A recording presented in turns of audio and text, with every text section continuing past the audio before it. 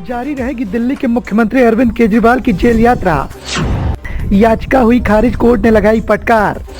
फिर से बढ़ गई आम आदमी पार्टी के आलाकमान अरविंद केजरीवाल की मुश्किलें। आम आदमी पार्टी के आलाकमान अरविंद केजरीवाल की मुश्किलें खत्म होने का नाम नहीं ले रही हैं। चुनावी नजदीकियों के बीच में लगातार आम आदमी पार्टी को बड़े बड़े झटके लग रहे हैं। सबसे बड़ा झटका अरविंद केजरीवाल की गिरफ्तारी है और गिरफ्तारी के बाद अब कोर्ट में जिस बात को लेकर याचिका दायर की गई थी, उस याचिका को कोर्ट ने खारिज कर दिया है। यानी कि साफ हो गया है कि अरविंद केजरीवाल की जेल यात्रा अभी लंबी चलने वाली है। दिल्ली के मुख्यमंत्री अरविंद केजरीवाल को दिल्ली हाईकोर्ट से राहत नहीं मिली है। हाईकोर्ट ने अरविंद केजरीवाल की याचिका खारिज हो गई है। अदालत में जस्टिस स्वर्णकांता शर्मा ने अपना फैसला सुनाया। जज ने फैसला पढ़ते हुए कहा कि यह अर्जी जमानत के लिए नहीं है, बल्कि केजरीवाल की अपनी गिरफ्तारी को चुनौती देने के लिए लगाई गई थी। अदालत ने कहा कि ईडी ने जो सबूत जुटाए हैं, उससे पता चलता है कि अरविंद केजरीवाल इस मामले में शामिल रहे हैं। अदालत ने कहा कि सबूतों से पता चल रहा है कि रिश्वत कांड में केजरीवाल की सक्रिय भूमिका रही है। उन्हें रिश्वत लेने के बारे में पता था। केजरीवाल के वकील अभिषेक मनु सिंघवी ने सरकारी गवाहों पर संदेह व्यक्त किया था। इस पर अदालत ने कहा कि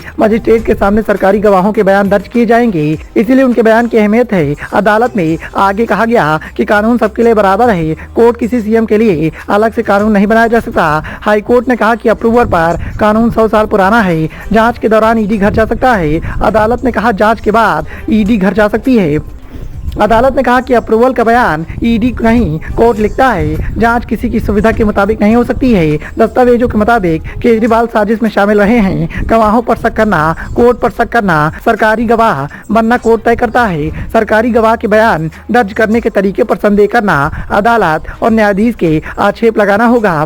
वर्तमान मामले में कई बयानों के बीच में राघव मंगुंडा और शरत रेड्डी के बयानों में अनुमोदक के बयान हैं, जो धन शोधन अधिनियम के अलावा सीआरपीसी की धारा 164 के तहत भी दर्ज किए गए थे। अदालत ने कहा कि सीएम को विशेषाधिकार नहीं है। मनी लॉन्ड्रिंग केस में उनकी गिरफ्तारी हुई है। पीठ ने कहा कि यह दलील खारिज करती है कि केजरीवाल के लिए वीसी के जरिए पूछताछ की जा सकती है। ये तय करना आरोपी का काम नहीं है।